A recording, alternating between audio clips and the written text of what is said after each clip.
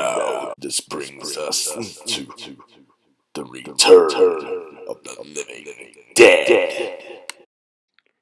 As requested by Leonardo, he wanted to know what would happen in a Cold War between the new Tsar and the 2016 presidential candidate in America, of his choice, of course, and that winner would none other be.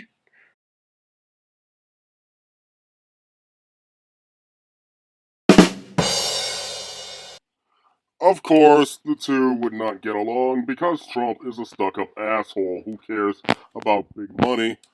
Kind of sounds like someone I know. While the Tsar would be more green socialist, not red socialist. This means communism is more likely to rise in America than it is in Russia because people would hate Trump more.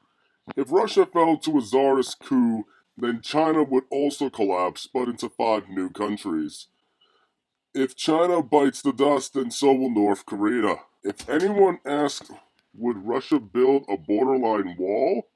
The answer is most likely no for logical reasons, but if they wanted, then it would be with Turkey because they're neo-Russia sole domestic enemy. Russia's domestic allies would be Japan and South Korea. North Korea is a monarchy due to Russia, Japan, and South Korea's invasion of the nation once China fell. Kim Jong-un, however, was captured and executed by the Russian army. So North Korea would see Tsar's Russia as an ally as well. Japan and South Korea would feel betrayed by Trump due to racism, and that's why they would favor Russia.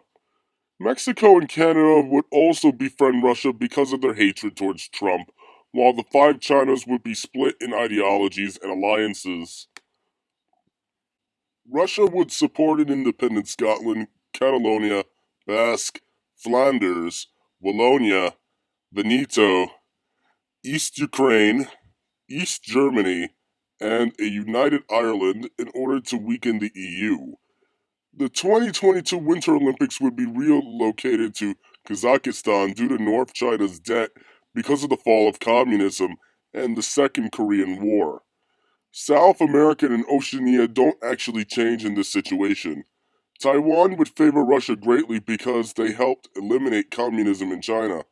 Vietnam and Laos would be further isolated in this reality and would eventually collapse as well. If the new Tsar wanted Manchuria, he may not, but then again, he might want to avenge his spiritual father's failure to obtain it and to stabilize it. But that would only cause problems with Japan, South Korea, and various other nations. It would certainly spark a war between Russia and North China. Now that I think about it, if China collapsed into different nations, then that would spell disaster for the global economy. Since China provides the world with the most products, the various companies/factories would be shut down. This means people wouldn't exactly get their stuff, and this would cause companies across the globe to go bankrupt. Another issue is that since China was the nation most people owed the largest debt, who gets the debt payments then? I assume whichever country Beijing is in, which would be North China. North China would erupt into anarchy, so we're all fucked. Cause Trump would try to blame the new czar for the new Great Depression, and there would be great anti-Russian sentiment, but only in fascist countries. But since everyone would hate Trump more, Russia would be seen as the hero in the story. We also have to take the Middle East into account. With Russia imperialist again and China gone, Iran and Saudi Arabia would be surrounded by enemies. Turkey is also in this pickle since all Muslim nations are condemned by both fascist America and imperialist Russia, both of which would do anything to eradicate Daesh, and Russia would go as far as to grant amnesty to any Muslim or even Jews who fights against Daesh on the battlefield. Many Jewish and Muslim men would or would not believe the Tsar, but would do it anyway just to provide for their families with a better life in the empire. This would work in the Tsar's favor since he knows Trump wouldn't do the same thing, and thus mankind would see him as more humanitarian.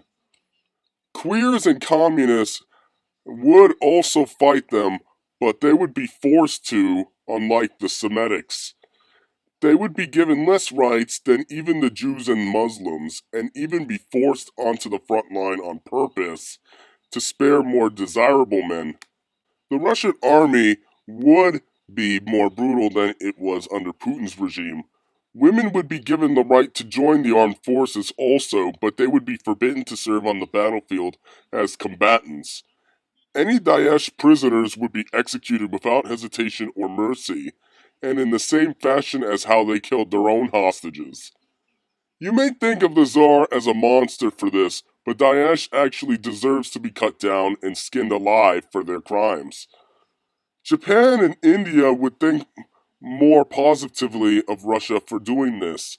As for fascist Syria and Iraq, Russia wouldn't send their ground troops or air force back into the conflict once Daesh was dealt with due to growing tensions with Iran and Saudi Arabia and even Turkey.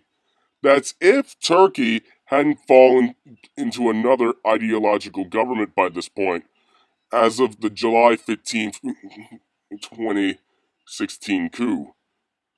Though they might send some kind of support to the Kurds and free Syrian/Iraqi armies to topple the Shiite regimes there. The reason is not for their faith, but for their symbolism. The Tsar would see Assad and Iraq as his enemies to his imperial glory, saga pun intended, since they were all allied with Putin, and he would want them dead and gain access to their oil and gas supplies. The Kurds and the rebels would give in to his demand for their resources and etc., otherwise Russia would use a superweapon to destroy both nations completely. Alright, now we're once again at the end of the video. Pretty interesting stuff so far. Can't wait to see how everything turns out in part 3. And I hope I've answered certain questions of yours, Leo. I don't plan to disappoint you in any way, or the rest of you for that matter. Now, I have to take a break with Codename Altair for the meanwhile. For part 3, who's not going to be released for a little while. Well, the next video to be released will be part 2 of episode 1, Project Y, of Codename Deneb. Huh. It's time we brought that show back from the grave. And then after that is going to be a special project with a certain introduction from a very famous celebrity. We all hope to see you all there. Bye-bye. Ah yes, there is one thing I forgot. Hope is such a splendid thing.